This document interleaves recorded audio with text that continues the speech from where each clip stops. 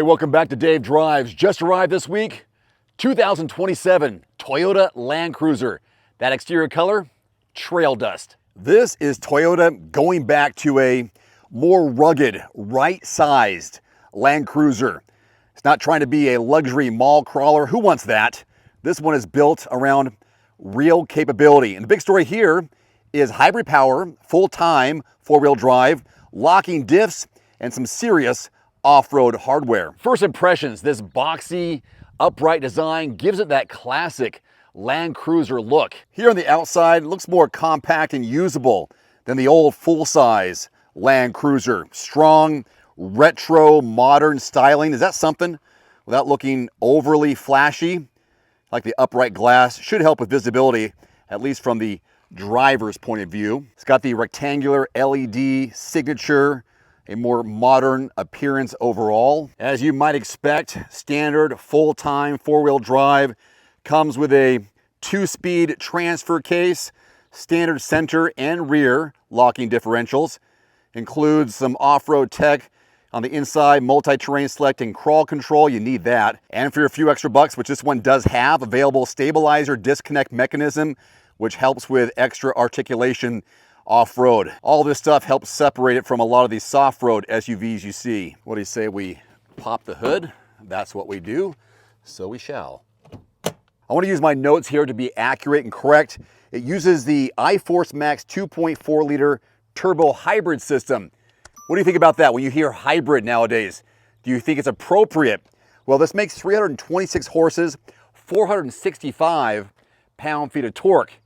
That'll get you up some hills, and it's paired with an 8-speed automatic transmission. Now, this hybrid system here isn't about turning this into a Prius, it's about torque. Low-end torque should help with those trails, towing, passing, and everyday drivability. The fuel economy is decent for what it is, 23 miles per gallon in mixed driving combined. And when properly equipped, it can tow up to 6,000 pounds, which is great for boats, campers, and utility trailers. It's a 2-row layout only, so take that for what it is. Obviously, you're getting 5 passengers in here, some adjustability with the seats. Headroom looks decent for the most part. And interior looks more practical and durable than plush, but you still have some nice elements to it. Looks like good front seat spacing, and again, back here, should be decent for adults. No problem with kids and car seats, boosters, and the like. Push button start here.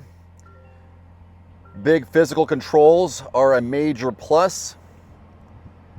Toyota didn't bury everything inside just a touchscreen, so that's nice. I appreciate that. Good front seat comfort from what I can feel. This is a more adventure ready than it is a luxury lounge, which I like. So you got this 12.3-inch infotainment screen, wireless Apple CarPlay is available, Android Auto. You've got the multiple USB-C ports right there. The charger, the wireless charger, I like to have that just right down there below. You know, nowadays you start to see like 2 of them side by side in some vehicles, but I'll take one. That's fine for me. Into reverse, lane lines right there, 360 degrees. Got to have that.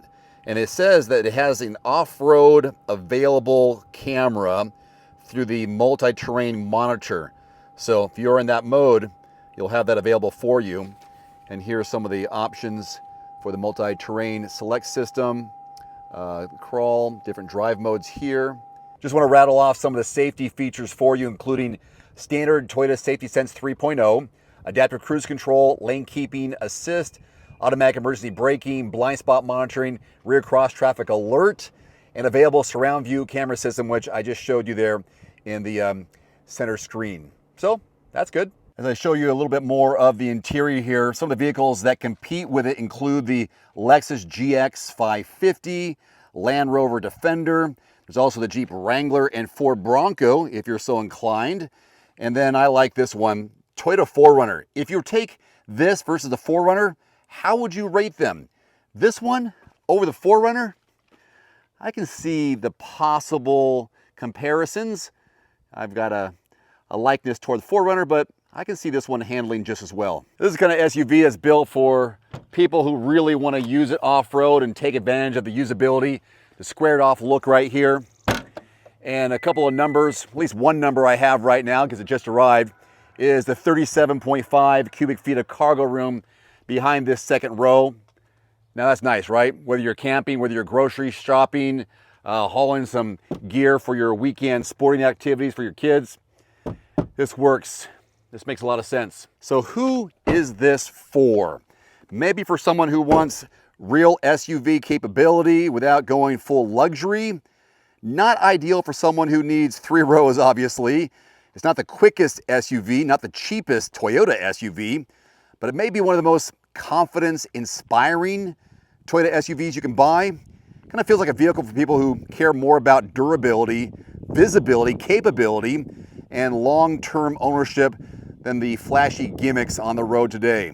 What do you think of the Land Cruiser? Let me know in the comments section below. So the base price is $62,000. This one as seen here, as tested, as you would say, $73,000. Part of that has to do with the Land Cruiser premium package for an extra $4,300. I don't know, it's a lot of money. Doesn't look cheap, does it? Hey, if you're interested in finding some quotes on a Land Cruiser in your zip code, here's an easy thing you can do. Visit quotes.everymandriver.com and compare prices in your zip code before you ever go into a showroom. This is a great SUV, but at the wrong price, not a good deal. So quotes.everymandriver.com and play with that zip code a little bit because the better deal might be one town over. So that's a quick just arrived walk around and some bullet points on this 2027 Toyota Land Cruiser. Please hit subscribe here for Dave Drives. I got more videos like this and others on this channel. I appreciate the support and I'll see you next time. Adios.